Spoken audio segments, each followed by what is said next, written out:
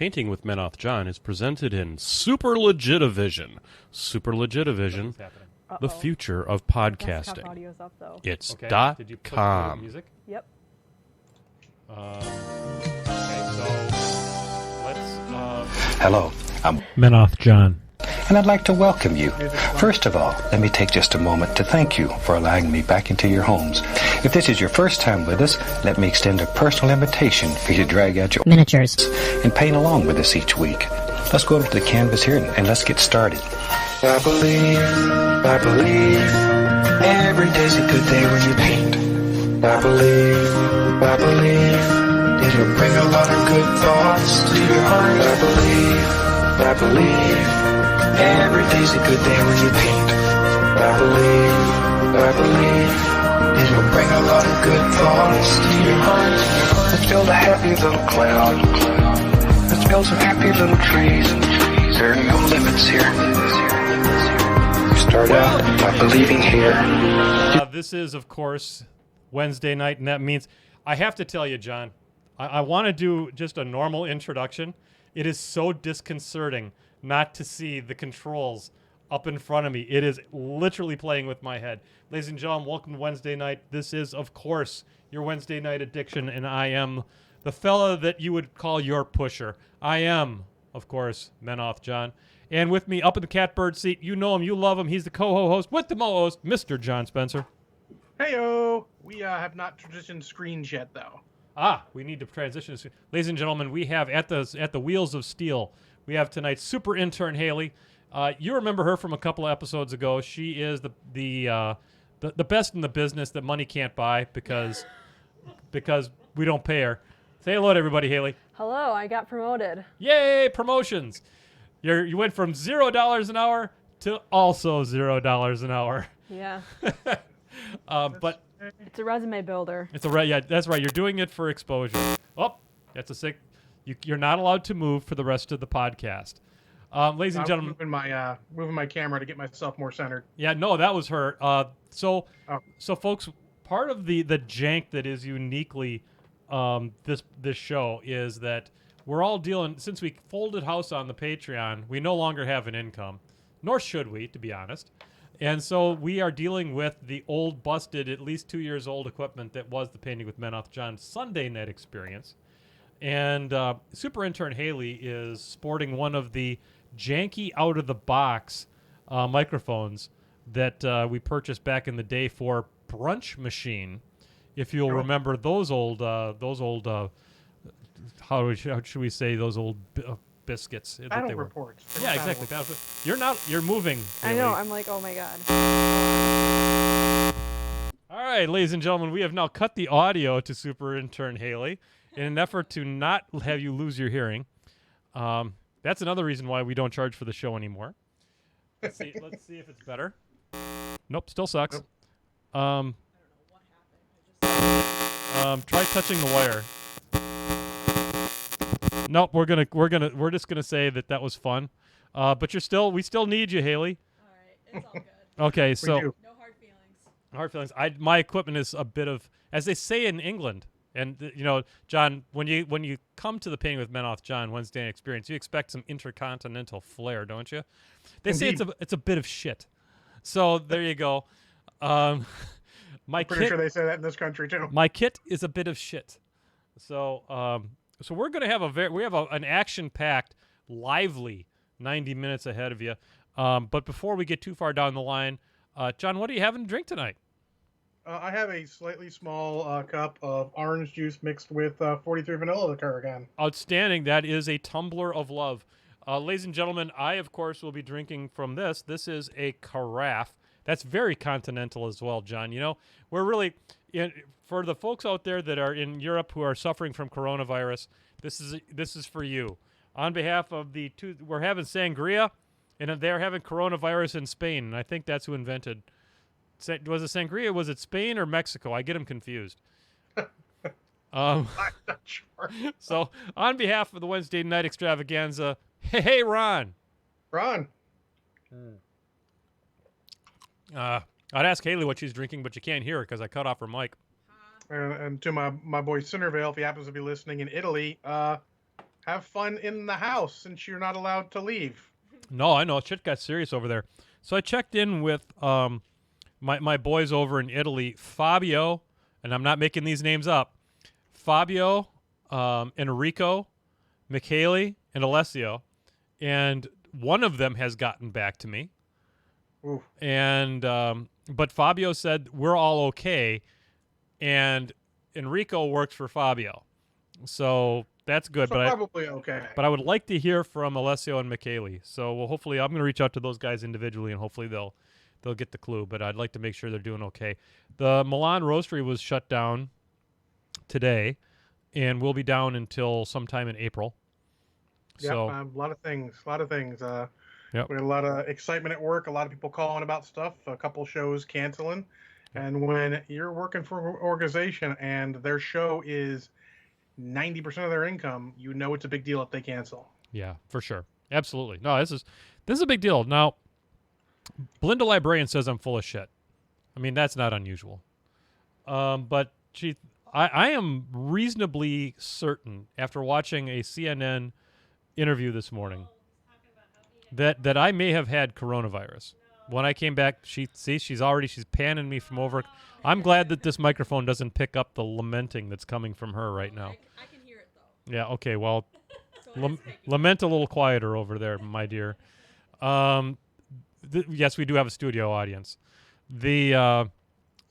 So when you look at when I came back from Italy the last time, it was right in towards the end of January, like the third week in January I came back. And then I got sick and developed pneumonia the first week in February. So the gestation period's about right. And when I was watching this interview on CNN, the actual the progression of the disease, the symptoms that the guy displayed was pretty much word for word what happened to me. So it's hard to say. It's hard for me to say that it was a normal cold because of how hard it hit me. I have never been hit like that before. And, the people at work seem to think that it's pretty similar, and they're at ground zero for coronavirus over there in Seattle. So anyhow, that's my story, and I'm sticking to it. I'm going to get a T-shirt. I survived the coronavirus. I mean, it seems fair. I mean, that's when you put it out like that, it sounds exactly like they've described the coronavirus. 5 days from the time I started getting sick, and I had like a to holy shit, I'm in the emergency room and my lungs are full of fluid. And between there, you're like, yeah, I'm on the up and up. I'm feeling better. And then, yeah, it was like I've got a headache, but then I can't breathe anymore, and that seems bad. Yeah, breathing is good. Yep. Take it from me. But Belinda saved my life. She's the one that took me to the ER, and I probably should have not just texted her to come and get me. I probably should have called. And she's shaking her head over there. She's nodding. But hey, everything worked out, and we're good to go. But remember, folks, if you are having any trouble breathing, make sure you get your happy ass off to a hospital. Because Absolutely. At that point, you probably have stuff in your lungs, and they need to start treating you for pneumonia. Just in case. And don't fuck around with it. No, and much like the Wu-Tang Clan, coronavirus ain't nothing to fuck with. Nothing to fuck with. That's right. Unlike regular corona, not even a lime can make this better. Oh, no shit. Did you see that there's a liquor store that was giving away free rolls of toilet paper for every case of corona you bought? That's a beautiful thing. That is a beautiful thing. So on tonight, folks, we are going to do some extra special shit for you because that's how we love you. I did a thing, John, that I haven't done in quite a long time. Oh snap! Yes, and it wasn't that; it was a different thing. I bought a privateer press model. Wow, I have bought one. Hold on. No, I actually can't remember. Sorry. Yeah, this is I figured they went through. I'm a little behind the curve, John. Not that far behind. I mean, you're right with the last CID I looked at. Okay, I figured if Privateer is going to make a model expressly for me, in my image, if you will, the once and future Menoth John, and currently present, Gareth, Eye of Vengeance. So I'm going to be assembling him on the show. So we're going to get a little assembly bit going on, and then when I get done with that, because it's only a 2-piece model, so it won't take me too terrible long. We'll be utilizing our seam scrapers. We'll be utilizing files. We'll be doing all kinds of fun shit with the green stuff and all that stuff. And then I'm going to move on to painting the Beaucourt for the Swamp Shamblers. And I've got the original Beaucourt, and then this is going to be the next one. So the topic is, how do you make a model stay within your overall paint scheme but be unique enough to tell what's going on? So that's important. You can't be like these people back in the day with Doom Reaver spam, when you'd have 14 units of Doom Reavers all painted exactly identically. You didn't have any idea how many fear checks you're supposed to be taking, and those people can die in a goddamn fire. There is a guy who used to play at Games Workshop who would have his units of the same models interspersed. When you charge a line to a line, he's like, "Oh, you got like 3 units in there." I'm like, "Well, this is going to end poorly for me." Okay.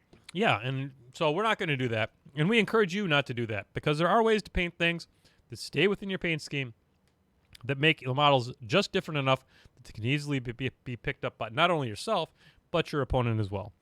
And at this point, I'll ask Super Intern Haley to move us over to the painting cam, where we will do that. John, anything else that we need to talk about? Do we need to talk about John Con, do you think? Maybe. Probably a good idea. Oh. Sure. We are going to talk about John Con then right now. John Con, remember, ladies and gentlemen, is the charity event that is officially sponsored and run by the Painting with Men Off John show. It is happening at a very wonderful time of the year this year. I'm going to put on a little bit of light here so that we can see the model that I'm working on. And I will ask Super Intern Haley, how's the positioning of the model? Can you be seen easily on the camera? Yep. Excellent.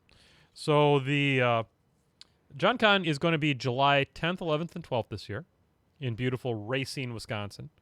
And we are going to be looking to break our $1,666 receipts last year. And the way I think we're going to get this done is, not only are we going to have the Keyforge tournament, which is all about the cards, we're also going to be having a War Machine tournament as well, because I do still play this game occasionally, because I literally have no other miniatures games. So we're gonna get a bunch of the people that are still playing War Machine. And Milwaukee still has a good War Machine community. Chicago still has a pretty good War Machine community. We're hoping to get 16 people up here. At $25 a head, that's $400. Yeah. Now you add that to the $400 to the Keyforge tournament, which we should be able to get 16 people for. That's another $400. That gets us to the $800 mark. And then we'll see what. And then once you get past that, then we've got the RPG at $25 a head. That's 6 people there. That's another. What would it be? $150. Then you've got the beer tour on Sunday, which is 12 people. Haley's shaking her head on that one. She might want a little piece of that action. That's $25 a head, and with 12 people, that's another $300. Plus, the RPG always brings in the big dough. Oh yeah. Yep. Oh yeah. And so the RPG is gonna be super fun. I don't know that we're going to do the Chuck Tingle RPG, but we're talking about it. We may call it, then you what are you going to have, like, rammed in the butt by X, and then maybe you can figure out what they're getting rammed in the butt by. Maybe we'll charge money for that. But it's always a good one. Got to be careful, though, because Twitch is kind of crazy about that. That's true. Maybe you just record it and offer it as a cheap download for people. Get some money that way. Oh, see, John, that's why you're the best in the business. You know? You're just the co-host with the mo-host, and nobody can take that from you. Nobody. I don't give a shit. I hope you don't use that title on your Sunday night show, because that shit is Painting with Men Off John exclusive. No, absolutely. It's a Painting with Men Off John exclusive. I even renamed my solo podcast just to avoid confusions. Excellent. All right. So, folks, you came for hobby content. Maybe. Well, I think we've actually been a little too classy, so I think it's time to get my big head on camera. Oh shit! Your head is beautiful. Look what you've done to that head. Your head is flaming now. Yeah. That head is on fire. That's one of the few ones I've posted or I've gotten actual compliments on the starting paint job. So Actually, that's pretty dynamite. I really like what you've done in there. You've got the transition from the bright yellows to the oranges. It's just spot on, and I love how it's coming up to the reds in there too. Let me ask you this question, and please don't be insulted by it. The smoke on there. Do you feel like you're completed with that, or do you think you got more work to do? Oh, more work. I just painted it gray last night. Oh, okay, cool. Because it was very flat, and compared to what you've done on the other stuff, it's a little jarring how different it is. Because that is beautiful. We got more going. I just figured I'd show off my giant head. Yeah, oh yeah. No, it's not a Wednesday night spectacular until John pulls his head out and shows it to us. Well, we put the thing away, so it's time to break out the head instead. I loved your thing. Your thing was first off, that was the biggest thing I've ever seen.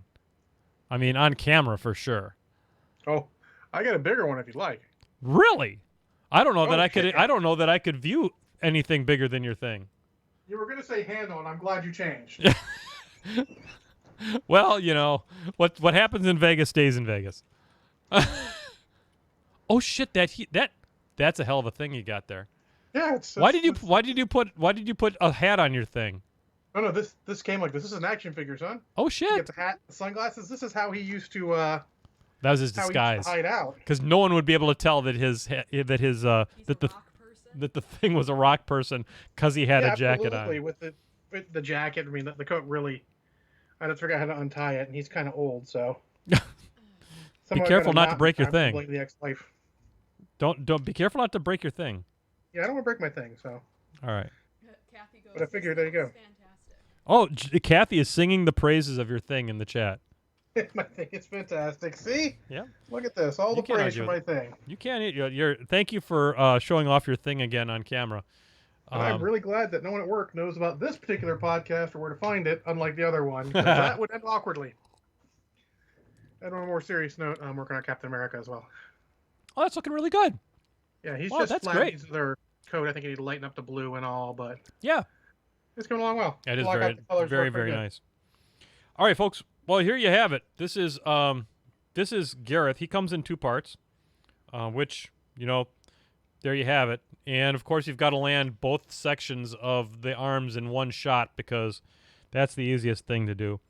Now, before we go any further, the first thing I always like to do when I'm doing one of these models is I want to dry fit it. So if you can't fit it in dry, you're not going to fit it in once you've got everything else ready to go. So yeah, you got to be important. You got to be really, really careful though, because if you put it in there dry too fast, you could break it, and that's going to end up not how anybody wants it to go. Classiness has really, really gone. Yeah, now, so we're up good. to 11 on classiness. Expectations are right where we're supposed to be. It's a good thing we have all of 4 people ever watching this show these days. So the first thing you got to notice is you take it out. Okay, originally, earlier today when I was playing with this and I was trying to fit it in dry, it didn't work. So I had to utilize some tools. So what was happening was I could get the, hopefully I'm showing this decent. You've got a socket here for what is his right arm, and then you have another socket here for his left. And the left, when you had the right one in, was a little cockeyed. So I just grabbed a little bit of and you got to be careful when you do this. I just grabbed pliers and just kind of bent it just a little bit. It didn't take much. You just got to be careful with it. John, what's your advice on that? My advice is to take either paper towel and fold it up like you can, or one of the foam pads from a miniature pack. Yep. And put that in your pliers over it so your teeth don't dig into the model itself. That's a really, really good tip, folks.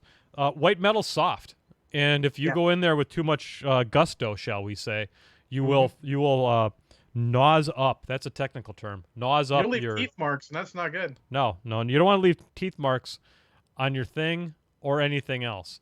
So there you go. However, it is white metal, so we need to do some cleaning up of the mold lines, which is wonderful television. So while I'm doing this, we'll, of course, just talk about life, liberty, and the pursuit of whatever it is we're doing. So how you doing otherwise, buddy? What are you working on tonight? I'm just working on my drink. I played Transformers TCG with the boys. We're still downstairs playing Okay.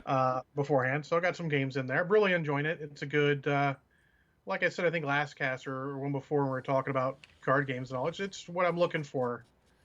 Yep. Also, it feels a lot like being a kid again, because you got you got some of your childhood coming back out. You know, I have to tell you, John, I was just old enough to kind of miss growing up with the Transformers. So, I mean, I respect the Transformers, but I don't have the same level of childhood affection for them that otherwise might. But they're Well, cool. if you have Kindle Unlimited or anything like that, Mhm. check out some of their newer graphic novels. They got quite a few because they had two concurrent series for a while. They had More Than Meets the Eyes and Robots in Disguise. Yep. That sort of started at the same point then of another series, but you get the context clues of what went on. And if you know the basics of the Transformers, and I'm not talking about the movie ones, not the basics of the overall story, you get where it's going, and it sort of branches off in two directions. And they're really good to read. Cool. The one, I think, Robots in Disguise, was a bit more of a serious thing, and then the More Than Meets the Eye was very good, humorous, but still got some good serious notes in it. I very much enjoyed them both. So one of the things we're going to talk a little bit about today in the media section for me is I've been since I'm kind of a gym rat these days.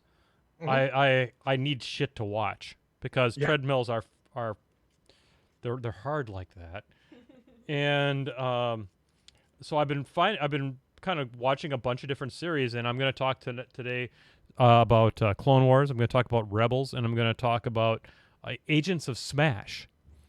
Hulk's Agents, the Incredible Hulk and the Agents of Smash, which is my current jam. And that's one of those sort of kiddie ones, but I imagine it's amusing enough because they have always been pretty good at making those good for multiple age groups, let's say. It is very tongue-in-cheek. Okay. And I'm about ready to throw Red Hulk through a wall because I'm about tired of his shtick. But we'll get through it. I just want him to die. I don't think that's too much to ask. He's a Hulk, so it probably is too much to ask. It's not they're notoriously hard to kill. They are a son of a bitch to get rid of. But what's interesting about I'm spoiling, John. You can't do this. No. Sorry. We got to save that shit for the third half hour. So I mean, what else? We could talk a little bit about more. Let's talk just a tiny little bit more about John Con, if you wouldn't mind. Sure. So like I said, the other thing that we're probably going to do on Saturday night, and we did it last time, which is Saturday is the main event night. That's the one that's got the Key Forge and the War Machine tournament. There is a board game that was a Kickstarter called Nemesis. John, I don't know if are you familiar with Nemesis? Not in that. Nemesis is not non-IP infringing, barely Alien the game. Okay, yeah, I see some. The quickest of looks about it shows yes. And it is it's a great game. I played it with the boys for the first time. Now, last John Con, we played. There was a group of 6 people that played it, and it's got very daunting rules. It's a big game, but it's not a hard game, and there are some really, really good game tutorials that are out there. And what I'm going to do this year and we're going to play Nemesis again at John Con. We are going to I'm going to send video links to people that are going to sign up for this game so that you can learn the game better before you come to the game. And it will run way the F better because there's nothing less entertaining than watching somebody reading a rule book during a game. Yeah, that's no bueno. And so Board Game Geek rates it an 8.5 out of 10, which is a really good rating. Yep. And then the weight of the rules is 3.3 out of 5. So yeah, a little weighty rules, but not too bad it sounds. Nope. It's very role play. If you play Nemesis in its purest form, it is a cooperative game, is a semi-cooperative game with trader mechanics. Okay. And they're not trader mechanics like how trader mechanics work in, let's say, Battlestar Galactica or Shadow over Camelot and games like that. What it is each person has their own objective. And sometimes those objectives are not exactly, shall we say, lawful good. So it's like that snowbound game that they had on tabletop back when tabletop was a thing. What is it called? I don't know. It's been so long since I watched I'm tabletop. gonna have to try and find it. Go proceed. Okay. But you each take a role. In my case, I was the captain, but there's a captain, there's an engineer, there's a big soldier guy, there's a scout. But then when you get into the expansions, you've got a medic and you have a billionaire. So they're taking roles from all the different Alien movies. Like from Prometheus, you had Wayland and his buddy. So they're essentially in there. But you can, and the kind of the way it is the board starts out with you're waking up from hypersleep, and the ship's all screwed up, and you have to basically survive. And every time that you move, you make noise. Oh. And when you can move silently, but your currency in the game is an action card deck of which you have 5, and you go around the table until everybody can't do anything more, or they pass for one reason or another. And after that, then the bad guys get to do their thing.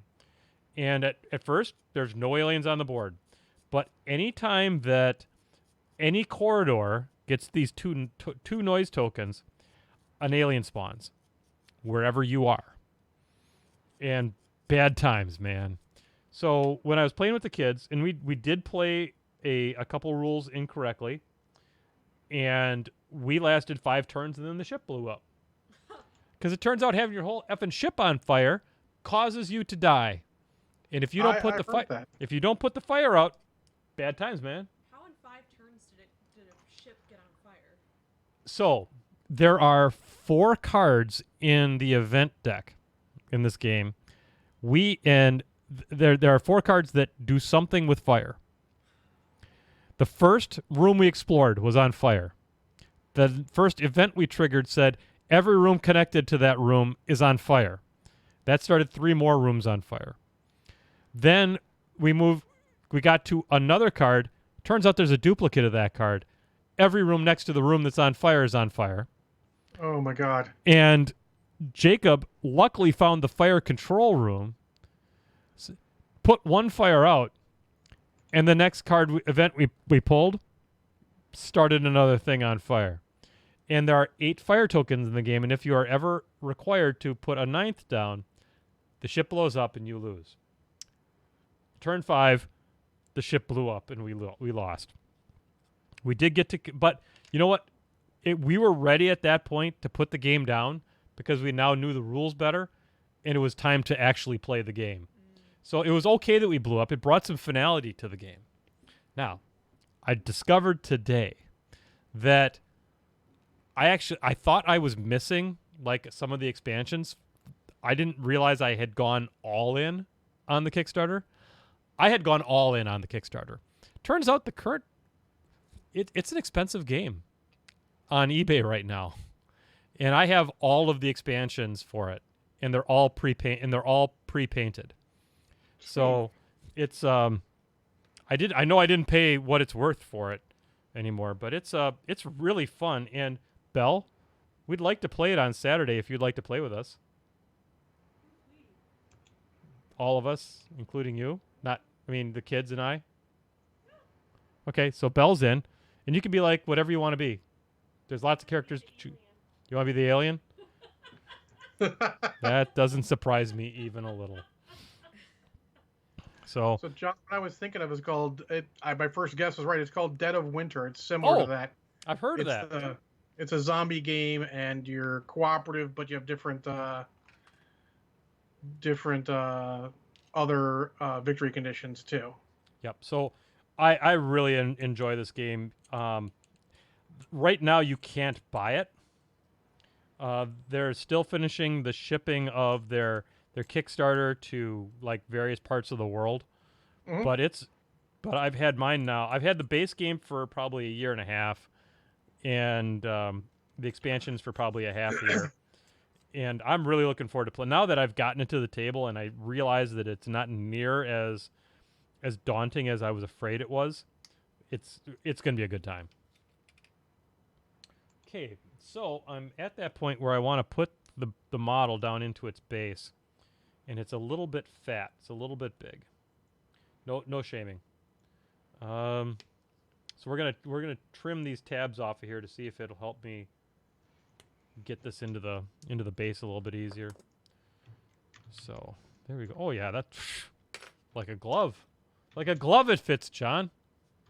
Excellent. All right, so let's get some super glue on this. Haley's looking at me like, "Wow, you're such a nerd." No, I mean, you wouldn't be wrong, but I have not Ma- said that. I just became Facebook friends with the person who sits next to me at work, and Oh. she's like, "You told me how strange you were, John, but I didn't believe it to look at your Facebook." I'm like, I mean, yeah, Thanks. fucking strange. oh, we're just fun. Yeah, she thinks it's amusing, but it's she was surprised just how nerdy and strange I am. All right, so now the next step here is, folks, and we've talked about this on the show for as long as there's been a show. My preferred method of assembly is not pinning things because I don't have the time nor the patience. Can't be bothered. Pinning is the right way to do it, but I don't have time for that. So I'm going to use the old green stuff glue method. So this is green stuff for folks who are new to the show, which I think probably Kathy's the only one watching. So Kathy This is green stuff in case you're not sure what it is. Kathy, this is green stuff. It's all about the tutorial here. You might Yeah. want to get your husband. He might not know what it is. Her husband is one of the truly great painters in the miniature world. Oh, Yeah, we did describe him as the Bob Ross of miniature painting. And it would not be an incorrect comparison. It's not false at all. No, and he's a super sweet guy. Yeah. I'm sad that I'm not going to Adepticon because I want to live. And Yeah, Adepticon's still going on. I checked today. yeah. Yeah. Oh, they Remember, can't. people, just wash your hands, 20 seconds or more. Be Dude. safe. No handshakes. Do the kid and play foot taps. I'm going to tell you what, the cons are basically a petri dish to start off with. Yep. And then you throw coronavirus into the mix, and it's like, yeah, that's a little bit too much virulence for this fella. So I'm going to. I wanted to play in the Keyforge tournament because they. So when you scan your deck in for Keyforge, they give you amber shards. Amber shards can be turned in for things at Vault Tour events, like at cons. And I was going to get some metal keys and some brickety brack and stuff like that. And I'm like, Cool stuff. yeah, I was going to say, nah, I think I'm just going to pass on that. Yeah, Okay. you have to make the decision that's best for you and your family. So. Yep. So I'm going to get there's a little ball of green stuff there. And then we're going to put a little bit of ball of green stuff right here. And we're going to put that right there. Now what we'll do is we will put a tiny little bit of glue on that little elbow. How's this looking on the camera, Haley? looks good. Yeah, nice. There we go. All right, so here we go. We're going to dip this right here. Boom. We're going to get this. Ooh, that's going to be a tough one. Where's my tweezers? All kinds of shit over here. Okay, let's get a little tweezer action going. Lick the tweezer for maximum adherence. And put that on that little nubble right there. Okay, now what we're going to do is hold it here. This is where it gets interesting, folks. Folks, if you've got the James Bond music, this is when you... oh, boy, I'm holding this thing terrible. All right, here we go. Let's put this in here like this.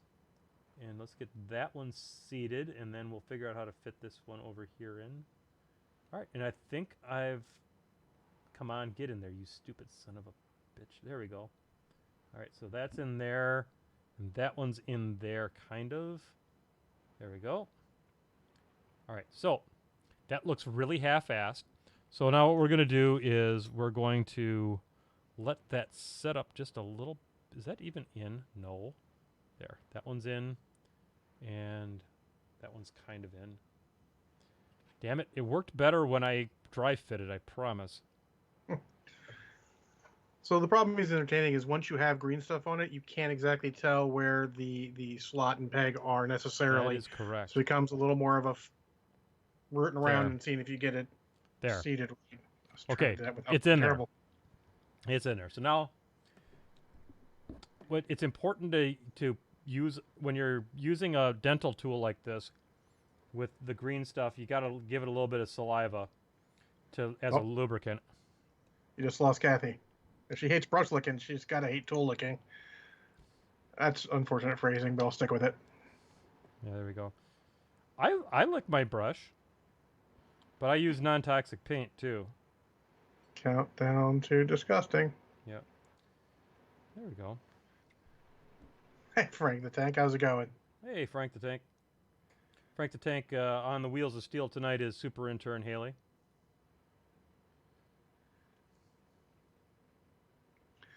So I'm just going to kind of sculpt it out here a little bit just to kind of get... I'm giving it the love right now. You know, we've talked about that on the show many times. You want to sculpt it in, you also want to get rid of any excess if you got any excess that squeezes the cracks there. Yep. What I'll probably do after this dries to a hard consistency is I will come back and I will probably take a Dremel tool and I will take and bring that over the top of where the green stuff is to take the excess down. And which attachment do you use? I'll start with a nylon brush, because usually it's a little bit on the soft side. But if I have to, I'll go to like a stainless steel brush, and just very lightly, because the stainless steel will leave marks. Yes. So I tend to try to get a nylon brush to work first. I generally use a knife, a hobby knife, because I'm crazy like that. But make sure when you do that, you sink the knife in, and then you move away from the joint, not towards the joint. If you move to the joint, you might unseat it or break it. If you move away, you're going to get the green stuff away and not wreck what you just did. And work at a 90-degree angle to the direction that the joint is going in, so that you're skimming it. You're like, it's like dry brushing and kind of in reverse. You're not putting something on, you're taking something off. Yeah, and you want to be careful, obviously, because it's a hobby knife. You gotta be careful with it. Yep. And you also want to be careful because you don't want to get too deep, because then you'll start taking chunks out of the arm. Yep. And you don't, if you you could maybe even use a seam scraper, because we haven't had a seam scraper moment on the show. This show. No. Yeah, or sometimes even your Sculpey tool will work. Take a sweet suck of this thing. Because your Sculpey tool's got enough of a blade, you can get most of it off there, and then clean a little bit off with the seam scraper or whatever. A guy with that thing. The seam scraper is also really good if you get green stuff in like fur or something just accidentally. Oh yeah. You can pick it out with that. Also, the brass brushes that John was using earlier is good for that, and I love a brass brush. Oh yeah. Those are one of the best tools you can buy. Yep, they're super nice. They've got it. They're not really super sacrificial against the white metal, but they don't dig in. No, they don't dig in. They do go bad, but they're generally cheap at like a auto parts store or hardware store. This one's about reached its maximum limit. This thing's goes in more directions than you can shake it. Yeah, that one's singing the blues too. Yeah, but they're still good. Like the worse off they get, you can use them for harder stuff when you really want to take some off. It'll take flash off of plastic like you would not believe, but you gotta be careful because it might dig in. Yep. But you're gonna prime it, and if you get a good primer coat, a lot of times that'll fill in any little bits that it takes off. So there's just more tools in your arsenal you can use. Yep. Never pass up a good tool for your arsenal. You never know when you might need it.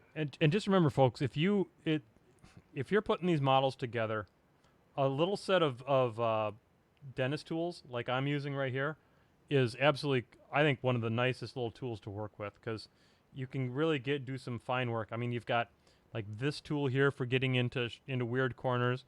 You've got the sharp edge down over here. You've got this thing here that if you're doing a larger area that you want to flatten something out, and then if I get a little bit of gunk on it, I just take it over to the Dremel tool and just take a stainless steel brush at it and just clean it up and get it nice and smooth. They actually make you should probably have one of these for your files too. Where is it? A giant brush for cleaning off your files. I have one around here somewhere. Oh, really? Oh yeah. Well, I guess it looks like a giant brass brush, but it's made for you to use on your files and such to clean them off. I think that's it at the bottom. Nope, that's something else. See, this is the hell of it, guys. You end up with too much stuff, and you don't know where your stuff is. You know you own it. You know it's here. You just got to figure out where the hell it is in here. I don't know that this elbow is completely seated in the socket, but I've put enough green stuff on it now that it looks like it's actually an arm. So, you know what, kids? Good enough. Kathy says you degenerate. In here? Huh. So I don't know where that is right now. I'm going to have to find it. Oh, I know where it is. I put it in my toolbox because I used it on to take care of a bottom of a very large model's base. I used it to get the green stuff. I got actual files from a freaking hardware store and drywall smoother, little blocks that are Nice. sort of disposable. Nice. And I got the green stuff all nice and flat on the bottom of it, and then used my my cleaner to get the brush clean. See, you don't have to you don't have to adhere to a whole lot of rules, especially not here on the Painting with Men with John show. Shit, we're going to do whatever it takes. Yeah, absolutely. So, yeah. So I mean there you go. There's a model together. Yeah. Not a very complicated one, but hey, it's one more. That makes me no longer 100% Rhett, because there you go. Future Payment with John, that'll be getting 100% red again. Yeah, exactly. There's every reason to believe this is going to get painted and going to get primed tomorrow and probably zenithal shaded, and I may save my Rhett paint scheme is so ridiculously simple that it's probably going to get painted on the next one. So there you go. There you go. It's all good. Yeah. All right, folks. So I'm going to pack up all of my modeling stuff, and we're going to transition this over to a painting show.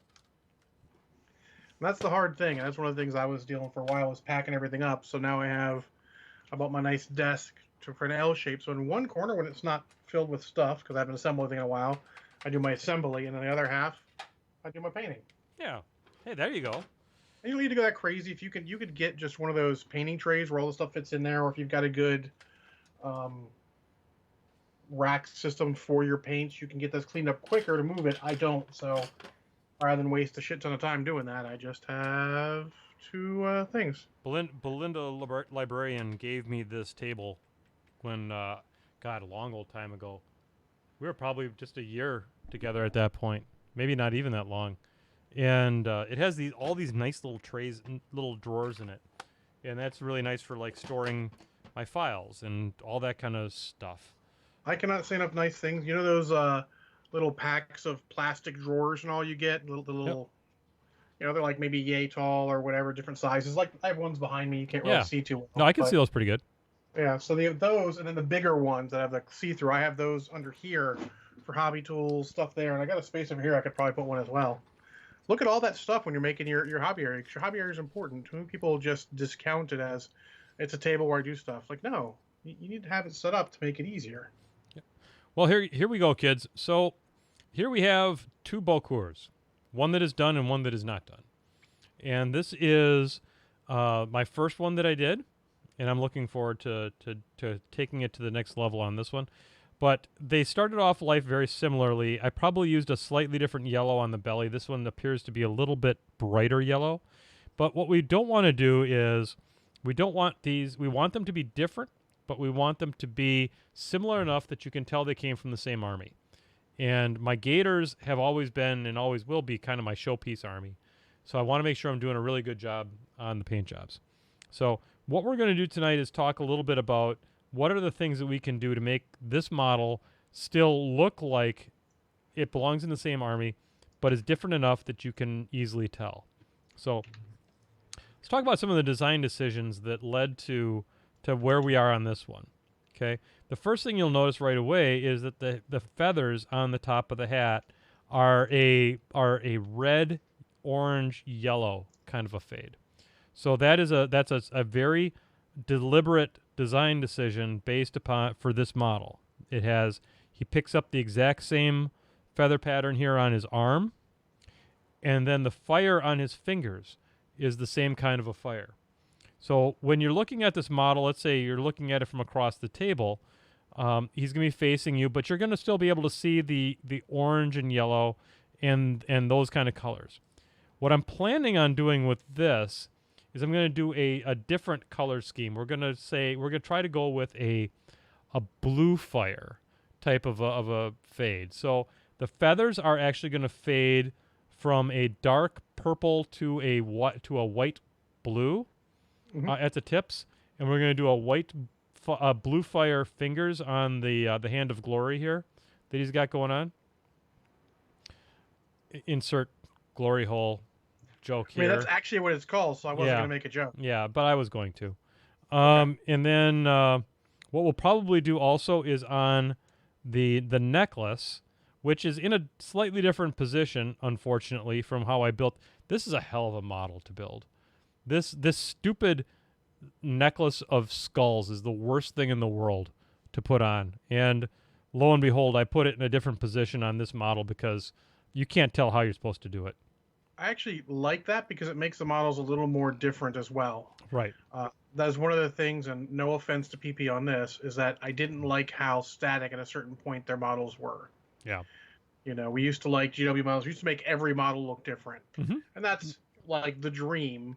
And their units are pretty good, but if you want two of a unit and the model's the exact same, it gets a little... Right. A little similar, and you want to do something with it. Right. Where are places that we can make a difference? The feathers are a good place to make a difference. Yep. The gator skin is not a place to make a difference. We're going to do a gator skin that is going to be more or less in the same general area. We're going to have bones be the same color because bones are kind of universally sort of that creamish color, and then we'll put some liquid talent on them, and they'll look really beautiful. And then we may do something with the loincloth here. Yeah, you can do a little different tone with that, too. Yep. So that's where we are. That's what we're going to do.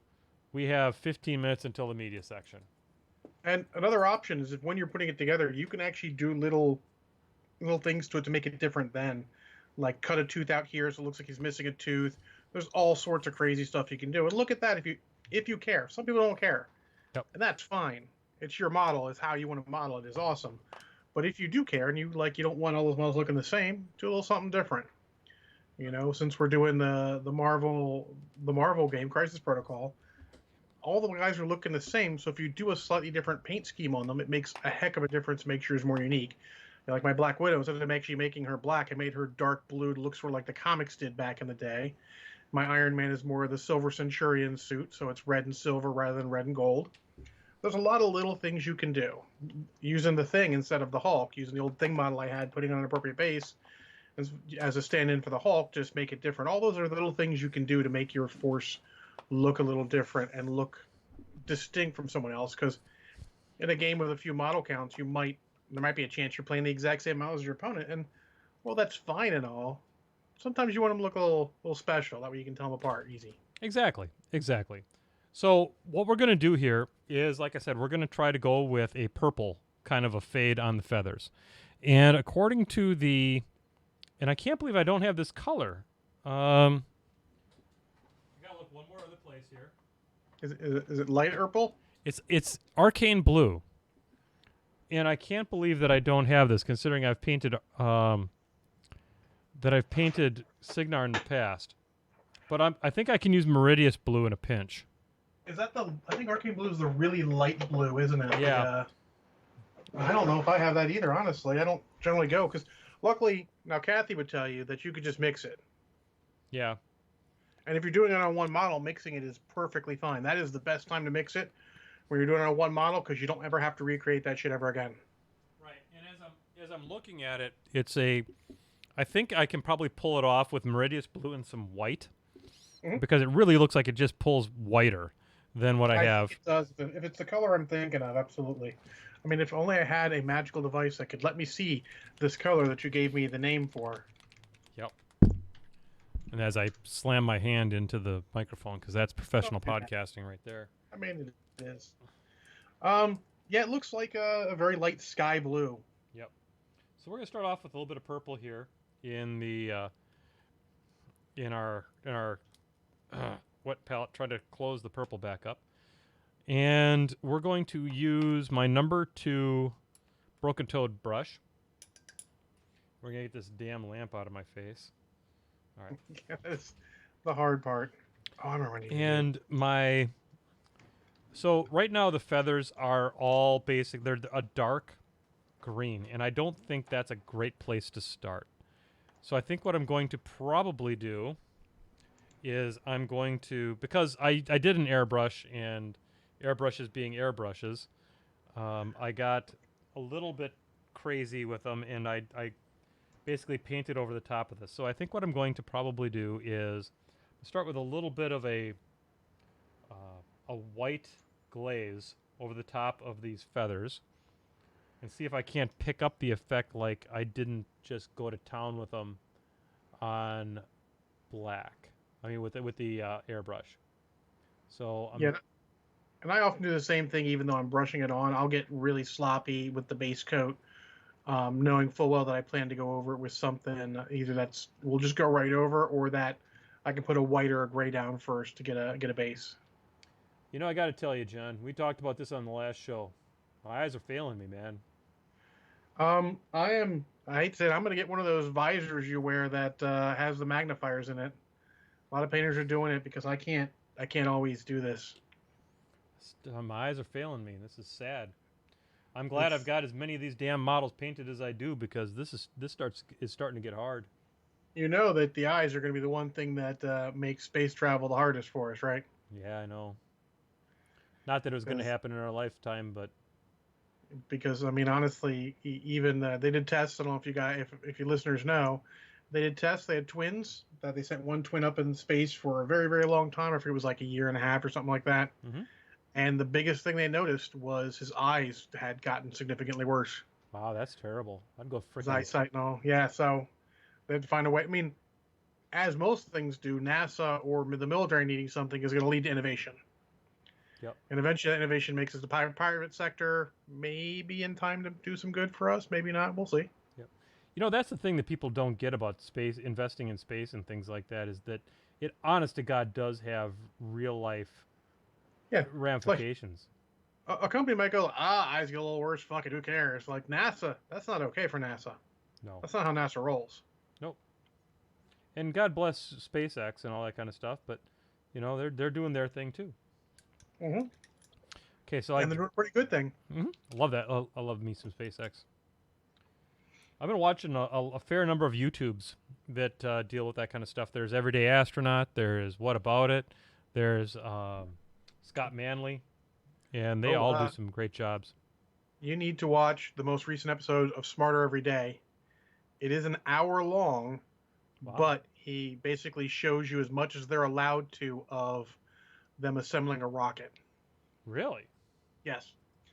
Like, apparently it was tough to make. He got the okays. They had to sift through all of his footage to make sure nothing secret was going out there, but Destin did that. And if you don't follow Smarter Every Day, you should. It is a great podcast, a great YouTube show from a great guy who loves science and is very respectful and awesome.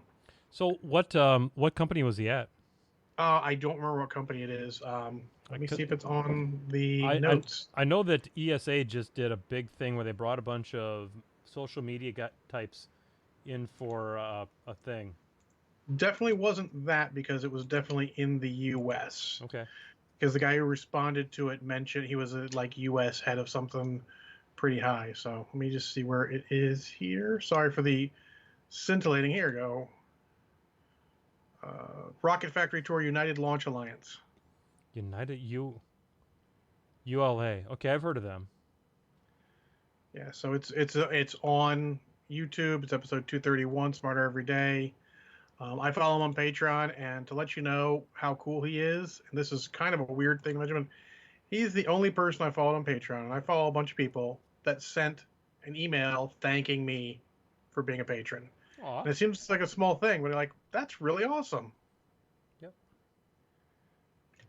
So, but that's the kind of thing, you find. You got to go sometimes check the YouTubes and see where it's got stuff related. Or check the image search. Like when I was doing the rocket thrust for MODOK there, my giant head, I did a lot of searches for rocket thrust to sort of see what it looks like. Oh, that's so important. And it's so key. Just to try and figure out what's like, even if you want like a gator, you want to look at a gator, it's like there's a million pictures of gators. 5-10 minutes of research can take your model from, oh, that's pretty good, to, man, that looks great. Yeah. And even in fantasy miniatures like this, having something to kind of work from is really, really important. Like realizing that gators have bellies that are different colors than their tops. Mhm. It's just a thing. I mean, some models you can let the detail that they've sculpted, take you through a paint job, but Mhm. sometimes you need a little more, and that's when searching. But you don't want to get, stuck into only painting it what it's supposed to be. Right. Sometimes you got to paint it. You want your Hulk to be pink with bright orange pants? Do that shit. It's yours. I'll tell you But- though, the first before, and I we're probably because we're only about five or so minutes away from doing the media section, and wrapping up, the painting section of the show. There is every reason to believe that before I go any further on this map, I'm going to be studying blue fire. Mhm. Because I need to know how it transitions. Mhm. Because I want to know what are the colors that show up close to the hottest part, right where it comes out. What are the colors? I mean, it should go from a very bright white color to a darker colors out to the side, but I want to make sure I'm transitioning it right. Is it, how does it look? Is it, does it have depending upon how the flame is shaped, does that influence how I should fade it and things like that? Now I realize this is a feather, but I want the feathers to have that quality. So that's why I'm going to study the real thing. Yeah. Well, look, it's like the thrust. The thrust is actually counterintuitive. You'd expect it to be all rich red in the center, fading out to yellow on the edge, but it's actually quite the opposite. Yep, because because the color represents the heat, the temperature, and the hot colors are white. And Kathy has the best example of how to paint something outside the box. She painted Plaid Widow. I think you understand how Black Widow was painted Mm-hmm. at that point. But that's sort of the idea, You research if you want to, but then sometimes you just got to take it and just go crazy with it. Yep. Plaids are fun to paint. Like I'm painting a little spider guy too. I'll just bring this up too. And I researched some Japanese spiders real quick just to get an idea and came up with a basic paint scheme and went with that. A little research and you get something, maybe it'll pique your interest. Exactly. Sometimes just looking at things that are similar. Like I could have looked at anything with a sort of carapace type of thing because it's got these plates on its ass and abdomen. And you could get anything could maybe inspire you how to paint it. Sure. Then you make it your own. Yep. Some people can just look at something and just go, I know it colors me everywhere. And that is super awesome. I'm not necessarily that guy. So on this model, and then I'm going to do the last thing I'm going to do is the fingertip. I'm going to come back here. I put just a tiny little bit of water here, and just make that. Probably need a little bit more pigment than that. So let's put a little more pigment in there. All right, then we're going to go ahead and we're just going to touch up these finger flames, and then we're going to probably call it a show for the painting section of it. And then super intern Haley will transition us to the media section. As she is wont to do. Absolutely. She's knocking it out of the park, John. I have to tell you. Absolutely. I just wish we had her mic on. We just got to fix that crazy feedback problem. That is going to get fixed before the next time she's on the show. And it's up to her when that is. If she wants to be on next week, she can be on next week. It's up to her. Are you having fun? I am. I can't always guarantee meatloaf, bacon wrapped meatloaf. I just want you to know that. Hey, last week was good, so this week was good too. So. Excellent. We So- can guarantee this is more of a normal podcast than last week. Last week we're a little weird. I was a little drunk last week. I got Fair. loaded. I started drinking at like 4 o'clock in the afternoon. I cannot. I kind of have to work during the day, and I have to go to work tomorrow. I had a bad day going into last show. I really did. Fair enough. I'll be honest. 2012 was supposed to be great. It has not been great yet, but it's getting better all the time. 2012 or 2020? Oh, sorry, 2020. I said 2012. Yeah. That wasn't a good year either. I don't 2012 was a shit show. think. What year did we start?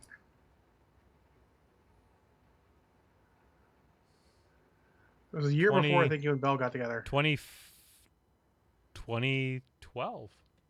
Because we got together in 2013, right, hon? I'm sorry? 2013 is when you and I started dating, right? Yeah. Yeah, so New Year's Eve 2012? yeah, New Year's Eve 2012. Holy shit All right, balls, well. man. That was a long time ago. When you said that you swore up all Oh, Kathy Wapple sent you blue flame pics in Messenger because she's awesome. Aw. I'm sorry, what'd you say, honey?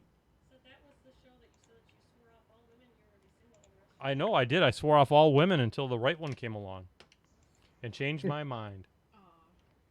That's where I'm at. Yeah, I was part of the He-Man Woman Haters Club back then. Oh, I'm not there. I remember that show. I couldn't get a date, man. to get deep. I'm still a little messed up in general, I so get I'm you, just bud. waiting and chilling. Wounds are all wounds good. are hard to heal. All right, Superintendent Haley is now going to transition us, as she is wont to do, to the media section. Waka waka waka waka waka. Waka waka waka waka. All right, so I'm gonna put my glasses There we go. back on. Are we there now? Yay! We are there now. You're killing it. You're killing it. You're like Reset a little bit. Rocky Start, but here we are. So you're gonna send a camera. I'm gonna buy a microphone. Everything's coming up Millhouse for the Painting with Men off John Wednesday. You know, I'll tell you what. There are very few podcasts out there that have a full-time producer that's not paid. That's probably not as true as you think. There's probably a lot out there that don't have a full-time Yeah. that have a full-time person not paid. Mostly if they're not pulling back some serious Patreon cash, they're not paying jack. Look, all I know is we still make enough money on the other cast that I can call myself a professional podcaster who looks good on the resume. Oh, that's good, man. That I don't know how much of the original crew from Sunday night stuck around for your show, but I'm glad that they're still doing it. Well, so, it is what it is. You know what does not look good on the resume, John? What's that? I just watched the 5th Transformers movie. That is not something you put on your resume. No, not really. I will say this. This Look at all is the the fruit. best one since the first one. Wow. Hands down. Okay, well that's good. Yeah, they've climbed back out of the cesspool that was 2 and 3. I think 2 is worse than 3. Now, here's the funny thing, and I can say this in retrospective. I did not like 1 as much as I remembered liking it. I did not hate 2 as much as I remembered hating it. And I did not like 3 as much as I remembered liking it. Okay. Which wasn't much at all. So, we're in an uphill. So, Transformers The Last Night. Yeah. So in the end of the last movie, which I forgot to mention because it wasn't important, Optimus Prime flew off into space to find his makers to get them to stop sending people to fucking Earth. Okay. In the meantime, Earth has become more anti-Transformer, even though the Transformers saved their fucking ass. And pro-Decepticon. It's Pro what Decepticon. So like what the Trump organization I was took gonna say, over. Like the Trump administration. Welcome to Yeah. the political part of tonight's show. It's worse than that, but it says they're hunting Transformers and they hate all the Transformers, and there's they're all hiding robots in disguise. It's all good, and you find out quickly that our main character, Mark Wahlberg, Cade Yeager, the failed inventor, and I can call him failed because he is, from the last movie, is still out there helping Transformers, being pretty much a heroic dude. Mm-hmm. He's a little more of a badass since he carries around a gun and all and can fight Transformers. He's pretty unscared, but that's fine.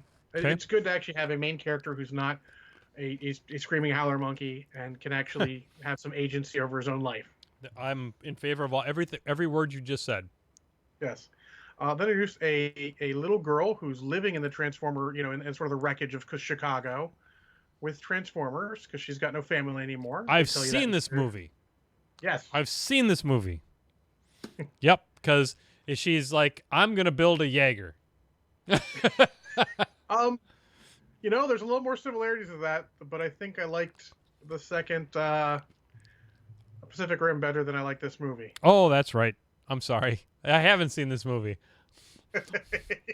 But so she meets Cade Yeager and stows away to go back to where all the Transformers are. Cade Yeager, And then we you get to the said. main plot, which is, and they have an intro that's in fantasy times because the Knights of the Round Table apparently also includes some ancient Transformers. And Merlin is actually just Stanley Tucci with some alien staff that gives him the ability to control the Guardian Knights, who combine into a giant three-headed dragon, which I'm going to say is stupid, but it's stupid awesome. That's amazing. I'd give Yeah. all the money for a three-headed dragon. You're like, that's really dumb, but it's also really cool, so I'll give you a pass. Outstanding. So the whole thing is Optimus Prime finds his makers, who's Quintessa, whatever, and she brainwashes him to go find the staff. She needs it so Cybertron can drain Earth, or Unicron, as she's calling it. Wait a second. Earth is Unicron? Yep. That's not canon. No. This whole movie, and one of the good parts of this movie is they've taken all the Transformers lore and said, we haven't really been using this anyway, so fuck it. Let's just do our own thing. Okay. and it was actually kind of refreshing. I actually have an example of that in what I'm going to review next, where Cannon just flies out the frickin' window in a show. But we'll get to that. Yeah. So she sends Prime back, and Mark Wahlberg is running from everyone because they track him, and he ends up getting contacted by Anthony Hopkins, Your who's mic is playing some British lord who's known about the Transformers for the whole time. We were trying to get Haley back on here. Let's. Yeah, I know she loves these movies. This is Hang on. not We're bad. trying. So, we got it. We're good. We're good. Yes. Haley's excellent. back on the mic. I just can't move. Yeah. No moving. Okay. I'll start throwing things at you if you start moving. All right. So Haley, feel free to chime in at any point in time. Transformers are my favorite movies that I love to hate and hate to love. So. Yeah. So you're in a good place. I'll be honest, with the last two, it's back up to that for me. I'll watch 1, 4, and 5, 2, and 3, not so much anymore. I feel like after Shia LaBeouf, it just went downhill. Oh, no, it's so much better. Really? Okay, Yeah, that's fair. That's fair. I hate Shia LaBeouf now. Like, I love him for what he does in acting in other movies, but 2 and 3, he was not his great moments. There's a couple moments in 2. 3, I think, is almost the worst just because of him. 2 we don't talk about. 2 is a joke. There's a couple good moments in it. There's like no. 2 great moments in it, and that's about it. Yeah, there are, but it's just kind of one of those where you're like, So, in the craziness, Anthony Hopkins' character gets Mark Wahlberg's character to come to England, and also he kidnaps another young lady who's important to it. Anthony And they Hopkins? introduce Did I hear you say Anthony Hopkins? Yes, Wow, holy shit, he's in this movie, huh? yes, and he's kind of batshit crazy, and he's pretty amusing every scene he's in. Brother's got to eat, man. So they get the female main character there, and she's like, I forget if she's got 2 PhDs and a doctorate or 2 doctorates and a PhD. In either case, they're all pretty fucking impressive. But they don't need her because of her knowledge. And she's knowledgeable about ancient times when Transformers were around, but she doesn't know that. They need her because she is a direct descendant of Merlin, so she can pick up the staff. So they introduce a very cool, skilled female character, and her skills don't fucking mean anything. It's her bloodline that's important. So, swing and a miss. So close. But her skills come in handy because she doesn't know about ancient times, so she helps a little bit. They go get the staff. Prime shows up, takes it from them. Bumblebee's fighting him. Bumblebee breaks him out of his brainwashing because he speaks in his real voice, because that's a thing. His real voice? Yes. Because Okay. he hasn't had a voice for the whole time. He's been speaking in radio clips. Okay. What? And then Megatron shows up, takes the staff, and goes to Quintessa. I don't know how he knows about all this, but sure, whatever. plot. Yeah, plot. And then they go have they load all the Ospreys, because Michael Bay has a hard-on for Ospreys, into the Transformer ship. They go fly up to attack Cybertron, or the ignition chamber that's controlling the whole thing.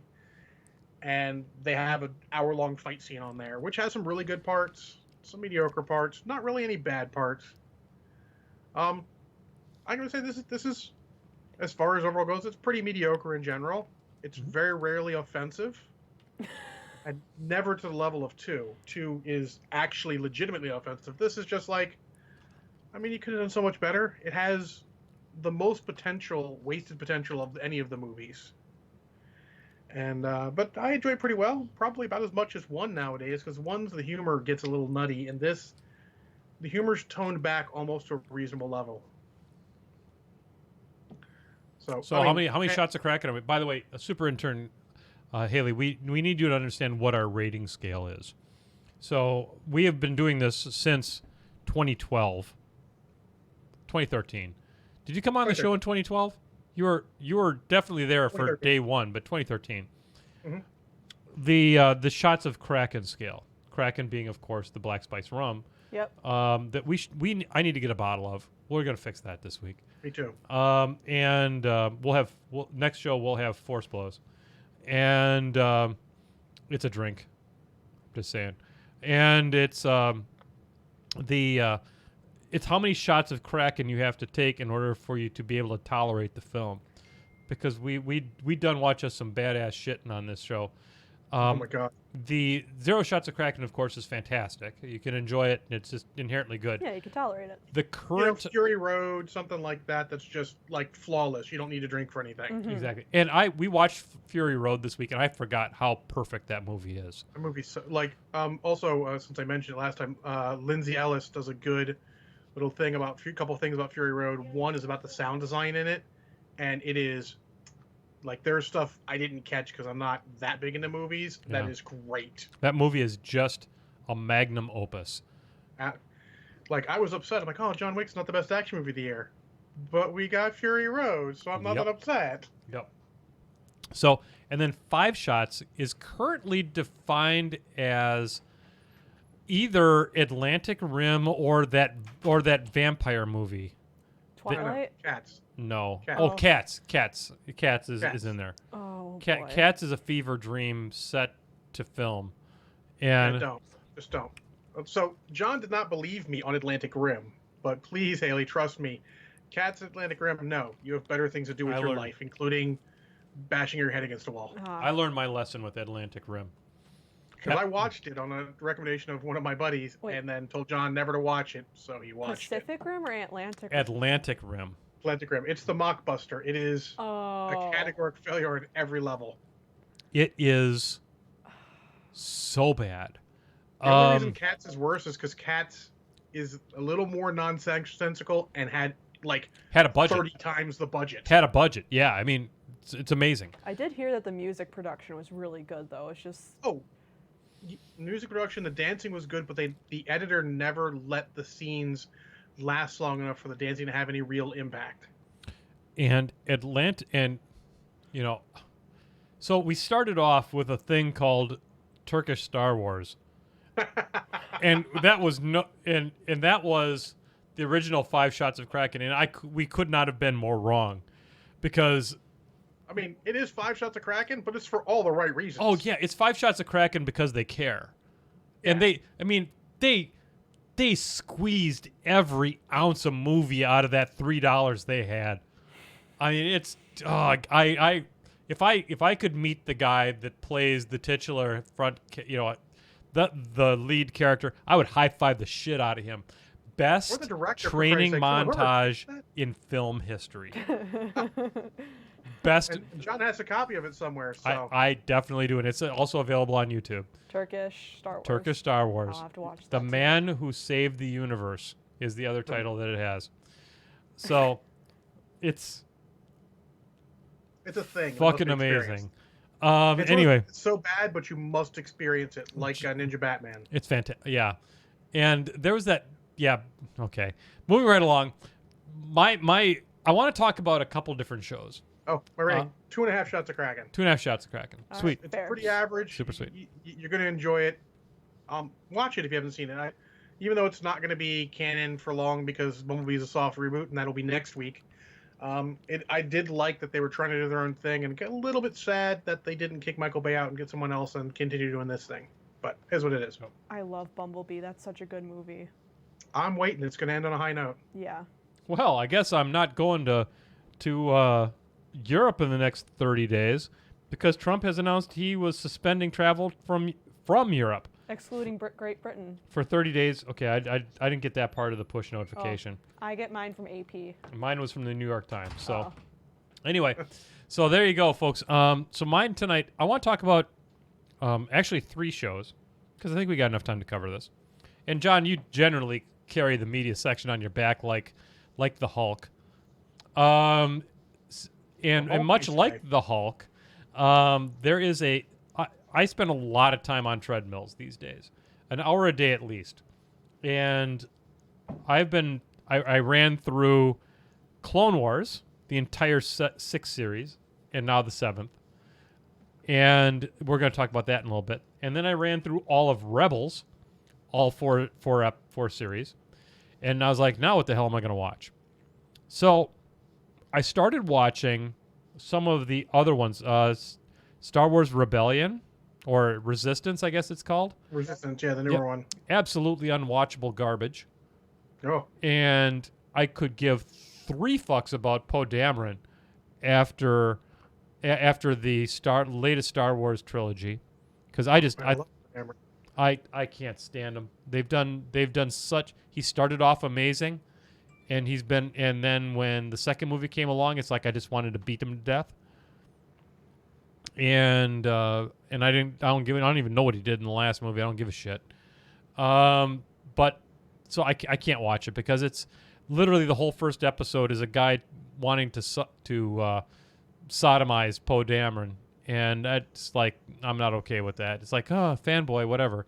So I moved on, and I said, well, I liked Marvel Avengers, World's Mightiest Heroes. Mhm. It's a really high quality animated series from Marvel.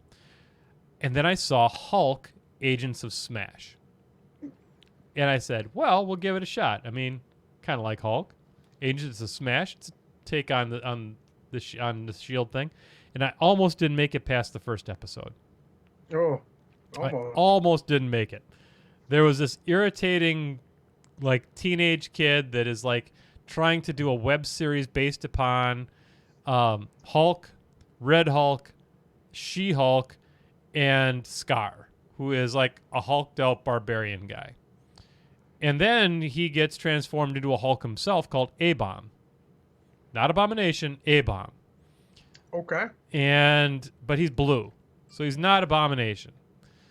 Because he's blue. But he sure looks like Abomination. So it is very tongue-in-cheek. And the thing that it took me a couple of minutes to wrap my head around was that this is a tongue-in-cheek take on the Marvel Universe. You're going to get, and they got cameos after cameos after cameos. There's an episode with Ego in it. And The Living Planet. Yep, the Living Planet. And they go in Ego's nose and beat up Ego's nose. I have to ask. Yeah. Is that Devil Dinosaur I see in the back? Devil Dinosaur is in this. Oh, shit. Is Moonboy in it too? I've not seen them yet. I'm taking it series by series. And I was amazed that that Devil Dino was in there, and he's super sweet. Okay. And Sweet. they're like high-fiving him and stuff because there's another like Dino bad guy that has a mind control thing, and they break him free of that, and it's I'm about ready to, if Red Hulk doesn't get his shit together, I am going to kick this series to the curb because he's so over the top. I want to take over because I'm an army guy and I'm going to take over. And it's a little bit rough to work through, but I got an hour to kill on the treadmill. And that's 20 minutes at a time. Yeah, that's 3 episodes. You get through this real quick. There's only 52. Because I already finished a genuinely wonderful series. So, Hulk so far, I cannot give it a shots of Kraken yet. Right now I'm at like 2. We'll see where it ends up. It's I'm appreciating it more. It's improving with age. It was like 3 or 4 a day or 2 ago. But it's improving with age. A truly wonderful series on the Disney Plus is Star Wars Rebels. Star Wars Rebels is essentially the series. It's 4 seasons long, and it leads directly up to Rogue One. And Rogue One is, and we've talked about it on the show, is probably in my top 3 Star Wars. If it's not 2, It's top tier. I'll just call it top tier. yeah, that's fine. We're in a different place on it. And No, we're not. It's way up there. I just don't like it's Empire Strikes Back and other ones, and then who cares? It's up there in top tier with them. It is one of my go-to rewatches. fair enough. I honestly love Rogue One. And this leads directly into Rogue One. It is absolutely designed to be a young adult / late teen show. The main character is, he's like 15 years old and stuff like that, and he's just discovering his Jedi powers, and he lands with the crew of the Ghost. And if the Ghost isn't the most iconic ship and crew in the Star Wars universe, then I think it gives the Millennium Falcon a run for its money as far as oh my God, this ship is cool. Yeah, And absolutely. obviously, you've seen it. I've seen season 1. I haven't seen any of the other ones, but it's Holy on my giant list of stuff to watch. No, move it up because season 1 gets you started, and the arc is amazing of every one of the characters. Every one of the characters has a heart. I was in tears on the treadmill with watching the finale of the show. They finished every character perfectly, and it is big surprise. It's a Dave Filoni show. Well, yeah, I mean, it's surprising that the Resistance is so subpar, and I've heard that from a lot of people. When, it's the follow-up to Rebels, you figure they'd do a good job, but apparently, I mean, sometimes you miss the mark. I probably should give it an episode or 2 more just to see if they tone down this fanboy kid. I mean, you can if you get the chance to, but... So it's but Rebels is utterly amazing. It does everything the Clone Wars does for me, but it's tighter. And 0% Jar Jar Binks. And that in and of itself is a pretty good deal. But I would give, right now, as highly regarded as the Clone Wars are, and when I watched the Clone Wars, I thought it was absolutely amazing. I would give the edge now to Rebels. So I would give Rebels 0 shots of Kraken. And I am now up to a half a shot of Kraken for Clone Wars. I think I gave Rebels like a half a shot for the first season. Yep. It gets But, nothing but better. Nothing but better. There are moments in Rebels when characters walk on the screen, you go, "Holy shit, we're going to get to experience that." And it's absolutely amazing, and it doesn't happen until season 2. I might save. I kind of want to, and I wouldn't do this for a podcast just so I can do it on my own rate. I kind of want to rewatch Star Wars in chronological order and just like from episode 1 on, watch all the Clone Wars between episodes 2 and 3. I kind of want to do that, but that's a hell of an undertaking. That's an investment in time. Yes, but I kind of want to. I haven't watched some of the movies in a while. I mean, the most recent movie I've seen is actually it's technically The Rise of Skywalker, but before that it was obviously Rogue One because it's a rewatchable. Yep.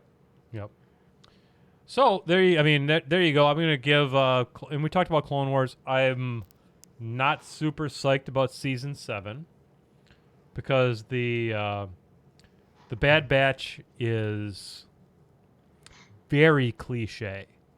I think that this season the series deserves better than a knockoff of the Native American guy from Predator, a very generic sniper, a very generic big guy, kind of like Hulk kind of guy, and they're head cases. It's not what I want from the Clone Wars. I mean, the beauty of Clone Wars was they took the clones who are ostensibly all the same character, but built them up with subtlety and built them up with each having its own personality. And that's where Rex becomes such a memorable character from the Clone Wars. And I just feel like they're just... And Anakin's story arc from the beginning of the Clone Wars to the end of the Clone Wars, how he's clearly turning to the dark side. I hear it's the best Anakin story. Oh my God, if they had done the rest of the Anakin story like they did the Clone Wars, you might actually like Anakin. Because if you remember, back when we did our Star Wars reviews, I gave Star Wars Episode 3 a really shit rating. Oh my God, it's so bad. It's so bad. And any time that Hayden Christensen tried to do a romantic scene with Padme, it's like, please, bitch, please, Yeah, you did not land that. No chemistry. There's no chance you landed that. And Anakin in Clone Wars is a genuinely he's nuanced. The transition to the dark side is very subtle and very slow and well developed. And Clone Wars brings you Ahsoka Tano. And Ahsoka Tano, as far as I'm concerned, is probably one of the most compelling characters in the Star Wars universe. Yeah, I was turned off when they showed her originally, when they introduced it and they're Yeah. like, oh, sure. And then all I hear is, oh, yeah, after the first season or so, she becomes great. And I'm like, She's a little Lolita in the first season, but she grows way through that, and it's like, it's just she's far too bright eyes and in the awe of everything around her. She develops her own personality in season 2. awesome. Yeah, that one's on my list too. I'm just trying to balance. I'm trying to do a sci-fi series, then a not sci-fi series, so I don't burn myself out on anything. Yeah. And right now, the next one, as soon as things calm down and we're getting into calm time at work, I don't have to go to San Antonio. I'm going to do Expanse, then Stranger Things, then I want to do Altered Carbon unless the reviews come out really, really shit. Yeah. And mostly I'm hearing reasonably positive. Then I'll do something not sci-fi. Then I'll jump into probably Rebels or something. Yeah. The Expanse is magical. It's really that good. And then what was the second one you mentioned?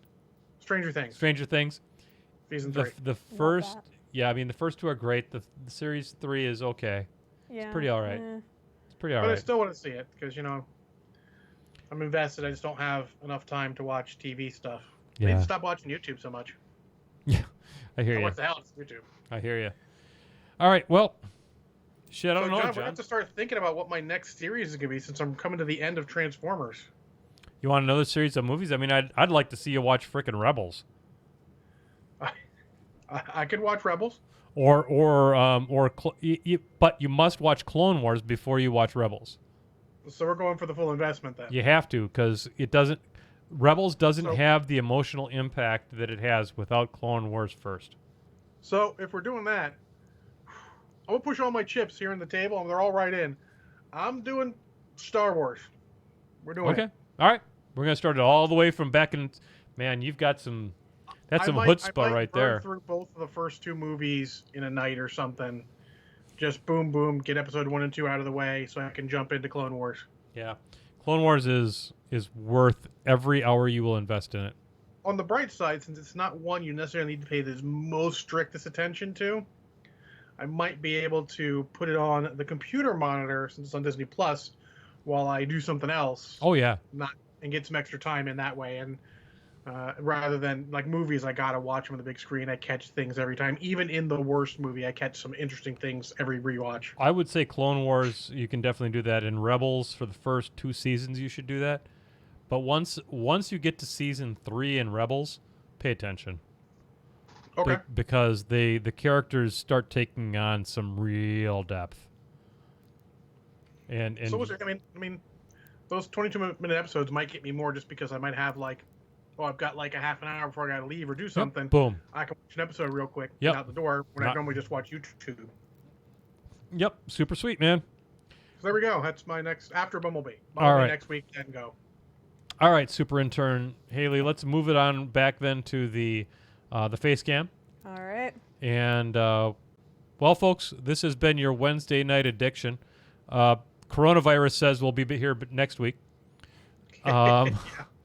Coronavirus is bringing you hobby action on Wednesday nights like nobody's business. That is true. It's a thing. Yep. And we're going to probably next week. We're probably going to continue working on Gareth 2 and get him knocked out. I do have a list I want to play with him, so that means that he's going to be a high priority item for me. But then we'll move on to the Bokur again and all those 20 swamp shamblers over yonder that need to get a zenithal shading and a dry brush and then start working on all that kind of bullshit.